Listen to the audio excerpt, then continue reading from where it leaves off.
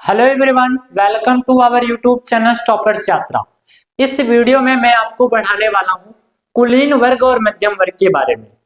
आखिर 18वीं सदी में यूरोप के कुलीन वर्ग और मध्यम वर्ग कैसे थे, वहां की स्थितियां कैसी थी, एक एक पॉइंटों को इंटरेस्टिंग तौर पे हम लोग पढ़ने वाले हैं। और इस चैलेंजिंग वीडियो में बहुत ही ज्यादा इंटरेस्टिंग तौर पे इस वीडियो को पढ़ने वाले हैं। आइए देखते हैं, हम लोग इस वीडियो को स्टार्ट करते हैं। 18वीं सदी में यूरोप का कुलीन वर्ग। अच्छा, कुलीन का मतलब क्या होता है? अमीर। अमीर घराना आप लोग जानते होंगे, जिनके पास बहुत ही ज्यादा पैसा हुआ करता था। यहाँ पर कुलीन वर्ग कौन था? जमींदार। अच्छा, जमींदार के बारे में हम आपको पिछली वीडियो में एक्सप्लेन कर दिए थे। जमींदार क्या थे? किसानों से खेती करवाते थे और उन पर टैक्स ज्यादा लगाते थे, और वो टैक्स लगाने के बाद, इकट्ठा करने के बाद वहां के राजा को देते थे, जैसा कि लुईस सिक्सटी ऐसे किया था। ऐसे ही नेपोलियन कर रहा था अलग अलग प्रांतों में और क्षेत्रों में। लेकिन अब इस वीडियो में आखिर 18वीं सदी में कुलीन वर्ग कैसा था, सबसे पहले हम लोग समझते हैं। एक पॉइंटों को, आप इन बिंदुओं को समझने से पहले एक पॉइंटों को समझिए। इन पॉइंटों को समझो। कुलीन वर्ग पहले तो जब 18वीं सदी थी, मतलब 18वीं सदी थी, इस सदी में केवल दो ही वर्ग के लोग थे। एक तो कुलीन वर्ग थे और एक निम्न वर्ग थे। अच्छा, निम्न वर्ग में क्या क्या आते हैं? निम्न वर्ग में आते हैं किसान आते हैं, और दास आते हैं, और सैनिक आते हैं। ये कौन से हैं? ये आपके कुलीन वर्ग के नीचे के सबसे नीचे। शुरुआत में कुलीन वर्ग थे और एकदम निम्न वर्ग थे। मध्यम वर्ग का अभी विकास नहीं हुआ था। अभी आपको वीडियो में मध्यम वर्ग के विकास के बारे में बताएंगे। देखिए, 18वीं सदी में, मतलब 1789 में, 1789 के बाद ये जो किसान थे, दास थे, सैनिक थे और महिलाएं थी, महिलाएं, ये जो ये सभी लोग थे, ये क्या किए? ये व्यापार करना स्टार्ट कर दिए। ये व्यापार करना स्टार्ट किए, इनके पास थोड़ा बहुत पैसा हुआ तो ये व्यापार करने के साथ साथ पढ़ाई करना स्टार्ट किए।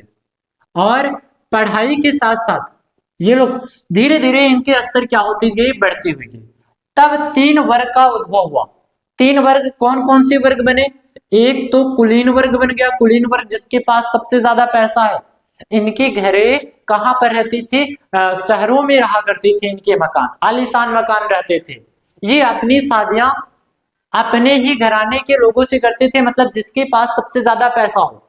और इनकी अलग लैंग्वेज ही थी, जो फ्रेंच लैंग्वेज बोलते थे। और फ्रेंच लैंग्वेज है ये आपके पहले कुलीन वर्ग थे। और जो किसान थे, मतलब लास्ट वाले जो किसान थे और दास थे, महिलाएं थी, ईटीसी थे, तो इन्होंने व्यापार किया। व्यापार करने के बाद एक वर्ग का उद्भव हुआ, जिन्हें आप क्या कहते हैं? मध्यम वर्ग। ये मध्यम वर्ग का घर कहां पर था? शहरों में था। और ये क्या करते थे? व्यापार करते थे, आयात करते थे, निर्यात करते थे, एक दूसरे देशों से सामान लाते थे, क्षेत्रों से सामान लाते थे और बेचते थे। तो इन मध्यम वर्ग का उद्भव हुआ। लेकिन हम लोग पहले कुलीन वर्ग के बारे में समझते हैं इस वीडियो में। पहले समझना, यूरोपीय महाद्वीप में जमीन के संपन्न कुलीन वर्ग। अच्छा, जमीन के संपन्न का मतलब जिनके पास सबसे ज्यादा जमीनें हुआ करती थी, वे सामाजिक और राजनीतिक तौर पर प्रभावशाली हुआ करते थे। मतलब इनके पास सामाजिक और राजनीतिक बहुत ही ज्यादा शक्तियां थी। इनको बहुत ही समाज में सम्मान मिलते थे। ये समझ जाओ कि राजा के चेले थे। ये आप कॉन्सेप्ट बनाए रखना। अब राजा जैसा कहेगा कुलीन वर्ग को, तो कुलीन वर्ग किसानों के ऊपर कर लगाएगा, टैक्स लगाएगा और इनसे ज्यादा किसानी करवाएगा। तो ये कहीं ना कहीं, ये जो कुलीन वर्ग था, ये सभी से कर इकट्ठा करके राजा को दिया करता था और उनमें कुछ पैसों को बचाकर, इकट्ठा करके वो अपने हित के लिए जुटाता था। और तभी ये क्या बना? कुलीन वर्ग बना। लेकिन आप समझिए, जब ये समाज में था तो इनके ऊपर सामाजिक और राजनीतिक तौर पर प्रभावशाली हुआ करते थे। मतलब इन्हें बहुत ही ज्यादा समाज में सम्मान मिला करते थे। आगे के नेक्स्ट वीडियो को समझते हैं। देखिए, कुलीन वर्ग के लोगों की जीवन शैली एक जैसी हुआ करती थी। मतलब कुलीन वर्ग के जितने भी लोग थे, उनकी जीवन शैली एक थी, रहन सहन एक था। लैंग्वेज भी एक था, उन सभी को समान अधिकार के सामाजिक स्तर पर सम्मान मिलते थे। लेकिन अब आते हैं नेक्स्ट पॉइंट 2 की तरफ। इनकी जागीरें ग्रामीण इलाकों में हुआ करती थी, मतलब इनकी जमीनें जागीरें ग्रामीण इलाकों में हुआ करती थी। ये ग्रामीण इलाकों में अगर हुआ करती थी तो ये किसानों से बहुत ही ज्यादा काम करवाते थे और अनाजों को उनसे लेकर जाकर राजा को दिया करते थे। और इनके घरे कहाँ थे? आलीशान बंगले शहरों में हुआ करते थे। ये आपके क्या थे? कुलीन वर्ग के थे। नेक्स्ट बिंदुओं के माध्यम से समझिए, आपस में संबंध बनाने के लिए, वो आपस में संबंध बनाने के लिए आपसी घराने में ही वो शादियां विवाह करते थे। अगर शादियां करते थे तो अपने ही परिवार के, मतलब कुलीन वर्ग में ही किया करते थे। नेक्स्ट बिंदुओं के माध्यम से समझिए, वे फ्रेंच भाषा बोलते थे ताकि अपनी एक खास पहचान बना रखे। मतलब वो फ्रेंच अगर भाषा बोलते थे ताकि उन्हें लगता था कि भाई वो एक अच्छे समाज का विकास कर रहे हैं और उन्हें सम्मान इसी के भाषा के माध्यम से मिल रहा है। तो इन बिंदुओं से, और उन्हें कूटनीतिक संबंध भी जारी रखे थे, मतलब वो लोग कूटनीतिक संबंध भी रखते थे, राजनीतिक क्षेत्रों में भी रहा करते थे, राजा के प्रति हमेशा रहते थे। तो 18वीं सदी से पहले ऐसी स्थिति थी कुलीन वर्ग की। अभी तक मध्यम वर्ग नहीं था, पहले कुलीन वर्ग थे। कुलीन वर्ग के बाद ये किसान, दास, सैनिक और महिलाएं हुआ करती थी। ये किसान, दास, महिलाएं व्यापार की बाद पढ़ाई की, अच्छी पुस्तकें पढ़े और पुस्तकें पढ़ने के बाद एक व्यापार करने के बाद ये लोग एक मध्यम वर्ग की उत्पत्ति होती है। अब मध्यम वर्ग की उत्पत्ति कब और कैसे होता है, क्यों होता है, पहले तो मैं इन पॉइंटों के माध्यम से आपको समझा दूं। अगर एग्जाम में पूछा जाएगा तो आप इतना अगर ऐसे लिख सकते हैं तो लिख देना, नहीं तो अभी हम पॉइंटों के माध्यम से समझा रहे हैं। आइए हम मध्यम वर्ग के विषय में समझते हैं। आइए मध्यम वर्ग के विषय में हम लोग पढ़ते हैं। यूरोप में आखिर 18वीं शताब्दी में मध्यम वर्ग की स्थिति कैसी थी? आखिर मध्यम वर्ग उस दौरान बना था कि नहीं बना था, इस वीडियो में आपको पढ़ाने वाले हैं। आइए ध्यान देते हैं। यूरोप के मध्यम वर्ग का उदय। अच्छा, मध्यम वर्ग का उदय सबसे पहले आप समझिए, जो 1789 ईस्वी में क्रांति हुई थी, क्रांति, वो भी बहुत बड़े क्रांति हुई थी। और ये क्रांति में, इस क्रांति में इस दौरान सबसे पहले केवल 2 ही वर्ग थे। आप 2 वर्ग, आप ऐसे कह सकते हो, एक वर्ग को एलिमिनेट किया जाता है, इस वर्ग का नाम नहीं लिया जाता है। मैं आपको उसको पहले बताना चाहता हूँ। एक पादरी, जो पादरी मतलब जो चर्च में रहते थे, चर्च के अर्थात भगवान के चेले थे, अर्थात ईसा मसीह के चेले थे। ये ध्यान दिए रहना, इन्हें आप क्या कहते हो? पादरी, जो भगवान के क्या करते थे? पूजाया करते थे। हाँ, तो इनके बाद एक नया वर्ग था, जो क्या है? कुलीन वर्ग। और कुलीन वर्ग के बाद आते हैं मजदूर, आते हैं जिसे निम्न वर्ग कहते हो, मजदूर, किसान आते हैं इसमें, और एक दास आते हैं और महिलाएं आती हैं इस वर्ग में। तो आप ध्यान दीजिए, 1879 की क्रांति के बाद, 89 की क्रांति के बाद, इस क्रांति में जो पादरी थे, चर्च के पादरी थे, ये भगवान के क्या करते थे? देखरेख करते थे, मतलब ये भगवान के शिष्य थे। फिर इसके बाद कुलीन वर्ग, जो कुलीन वर्ग जिससे आप क्या कहते हैं? अमीर।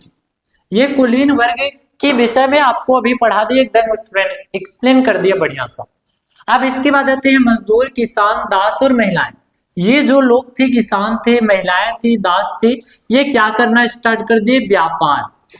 और व्यापार करने के बाद तो इन्होंने पठन का कार्य प्रारंभ कर दिया। पठन का कार्य प्रारंभ करने के बाद ध्यान दो, तो एक नए समाज का उद्भव हुआ, जिन्हें आप क्या कहते हो? मध्यम वर्ग कहते हैं। ये मध्यम वर्ग शुरुआत में क्या थे? किसान थे, मजदूर थे। यही आयात निर्यात करने के बाद व्यापार करना स्टार्ट किए, पठन का कार्य करना स्टार्ट किए, तो एक नए वर्ग का उद्भव हुआ, जो क्या कहलाता है? मध्यम वर्ग कहलाता है। आइए डिटेल में समझते हैं।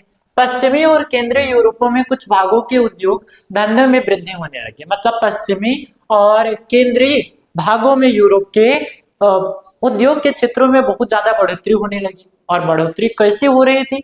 ये जो किसाने थे व्यापार करना स्टार्ट कर रहे थे, दैनिक दास थे, सैनिक थे, ये सभी विकास करना स्टार्ट कर दिए। तो इनके बाद इससे शहरों का विकास हुआ था। इन शहरों में एक नए व्यावसायिक वर्ग आया, एक नई व्यावसायिक वर्ग आया, जिन्हें आप क्या कहते हो, जिन्हें मध्यम वर्ग कहते हैं। उदय हुआ, नए वर्ग का जन्म बाजार में के लिए उत्पादन के मंशा हुआ था, मतलब नए वर्ग का उद्भव अब हो गया था।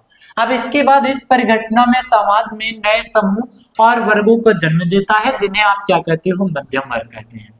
मध्यम वर्ग के लोग ने कहा था देश प्रेम पहले है, मतलब मध्यम वर्ग के लोग ने ही इस फ्रांस की क्रांति का शुरू किया।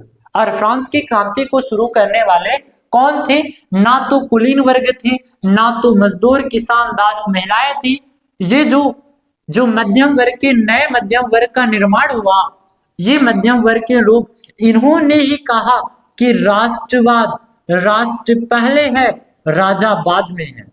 मतलब हमें क्या करना चाहिए? राष्ट्र से प्रेम करना चाहिए, राष्ट्र प्रेमी होना चाहिए, अर्थात देश से प्रेम करना चाहिए। यही मध्यम वर्ग के लोग हैं। अभी आपको बताया गया कि भाई वहां के जितने भी जनसंख्या के लोग थे, जितने भी लोग थे, जितनी भी प्रजाएं थी, वो क्या करना, क्रांतिकारी बदलाव कर रहे थे, क्रांति कर रहे थे, सड़कों पर आ गए थे। वो लुईस स्टीन को हटा दिए थे राजा के पद से। और हटाने वाला कौन था? हटाने वाला यही था, ये कौन से मध्यम वर्ग, मतलब जिसे आप अब कहते हो मिडिल क्लास। ये मिडिल क्लास ना तो ज्यादा अमीर है, ना तो ज्यादा गरीब है, ये बीच के हैं। इनके पास थोड़ा पैसा है, ये अपना व्यापार करते हैं, अपनी स्थितियों को चलाते रहते हैं।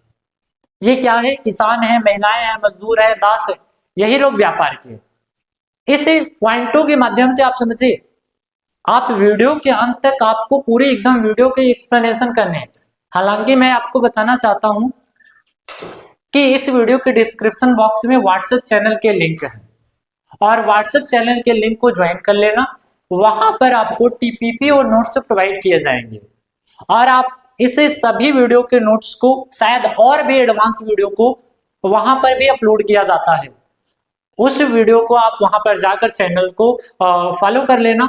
और इस वीडियो में हम लोग आपको पढ़ाएं कि मध्यम वर्ग और कुलीन वर्ग के बारे में एकदम डिटेल में एक्सप्लेनेशन। मिलते हैं नेक्स्ट वीडियो में, तब तक के लिए थैंक यू।